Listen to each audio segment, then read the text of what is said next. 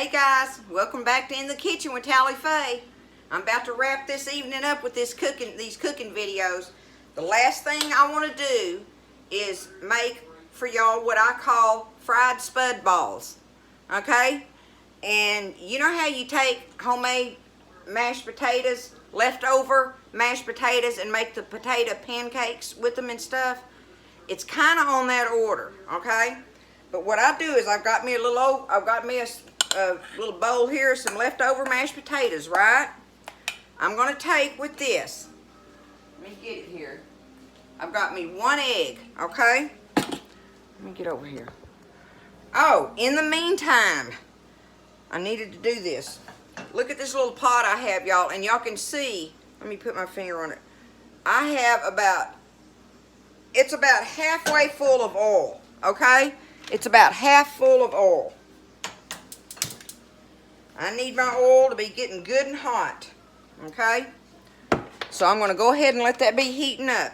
I'm going to take me an egg and put it in my potatoes, okay?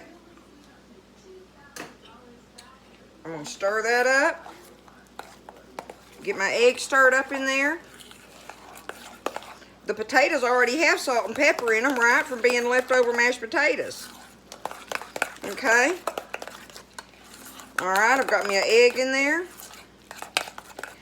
And y'all listen, if you want to, you can take chipped up onion or, let me straighten that up a little bit. Chipped up onion or even grated cheddar cheese, stuff like that, or what. There's all kind of things you can add to this if you want to make these fried spud balls.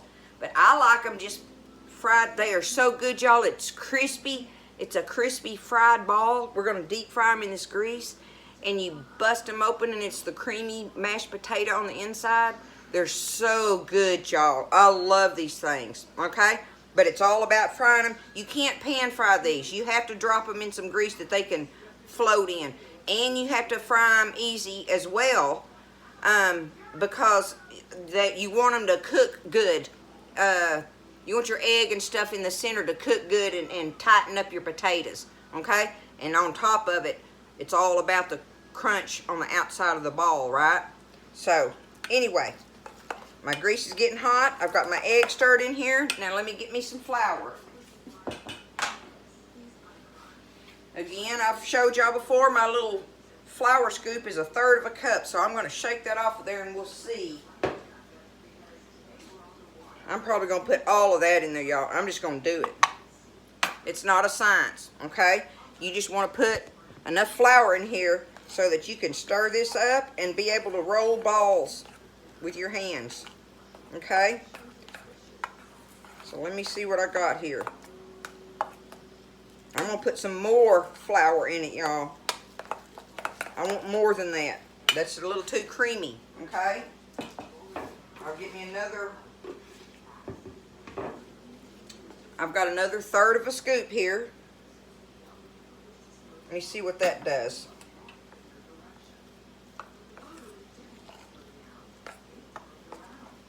I want to be able to roll them up like a Play-Doh ball, right?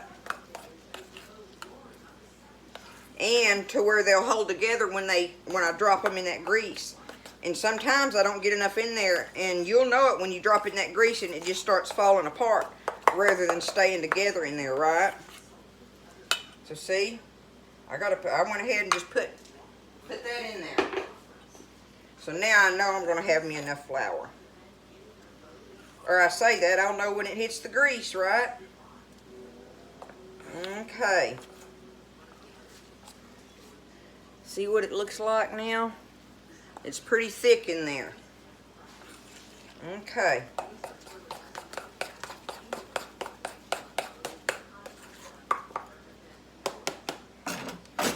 Now I'm just going to take me some out. See if I can do it with my hands. If I can't, you have to roll it very gently. See, I'm barely touching it. But see, it's making a ball. Okay? See that? I know my grease is not hot enough yet, y'all. They're really sticky.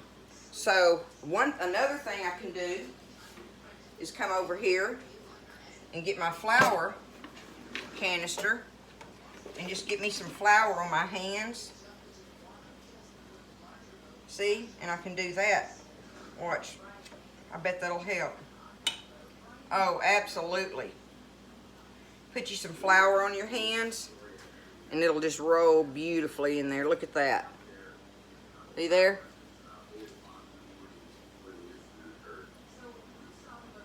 Let me see if I can sprinkle a little flour and see if my... No, I want my grease really hot because these will fall apart if you don't. But that's the trick, y'all. Get you some flour, extra flour on your hand, and that way when you get ready to roll them, it will help roll them together. We'll be back when the grease gets hot.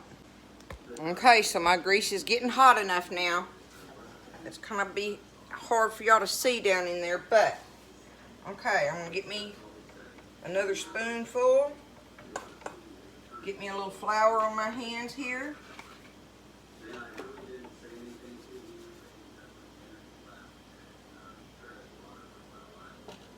Rake it out of there, and I can just roll it up. And you have to be careful dropping them in there because they're heavy and they'll splash on you.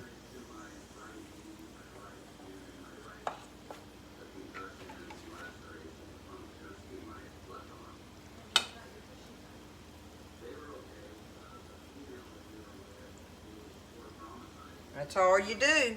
We're gonna let them cook in there, y'all. Don't touch them right now, okay? Don't mess with them. You want a crust to get sealed on them before you go to stirring them around in there, okay? And try not to make them too big because they do better. I mean, you'll figure out, you know, when you start messing with them, what size to make them, right?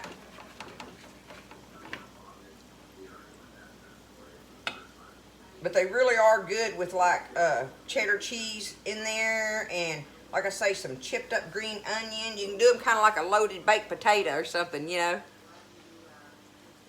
The sour cream would probably work. You could stir you some sour cream in there if you wanted it to have that little bit of sour cream twang to it. But, okay. I'm going to leave that alone. Let me get me a ladle here. I'm going to touch them real easy just to see. Yeah, see, I don't need to touch them just yet. They have got to seal first. I want them to seal first before I do anything else with them.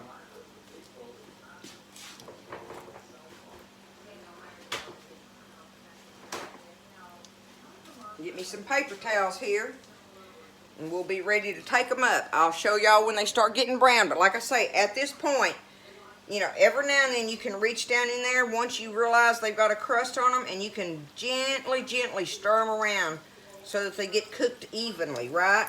Because they're going to float to like one side or something. But let me show you real quick how they're doing. You hold this up on it. See there? Okay? But I want them browned. I want a crust on them. So there we go. I'll be back. Okay. They're getting nice and golden, y'all. And see, I can stir them around now. I'm still doing it gently just because I don't want to accidentally bust one open, right? But they've got a great crust on them.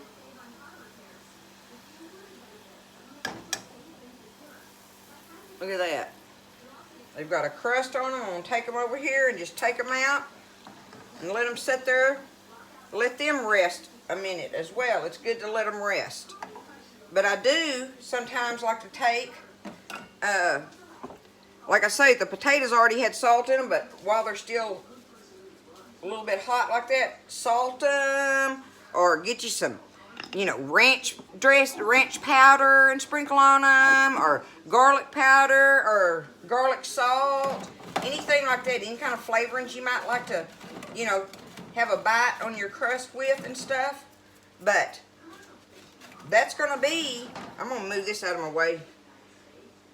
That booger's hot. Let's see if I can get these over here closer. You can see them better. I'm going to get a little plate here. Well, I'll just take them up in this bowl. It'll be good enough for now. But we're gonna let them rest before I bite into them. But see, here they are, fried up. And I'm gonna let them rest, and then I'll break one open and show it to you. Another thing is, these are delicious, y'all, with gravy. With your white gravy, like you do, with potatoes and chicken and stuff. It's great to have some gravy on the side, dipping it in there. Just saying.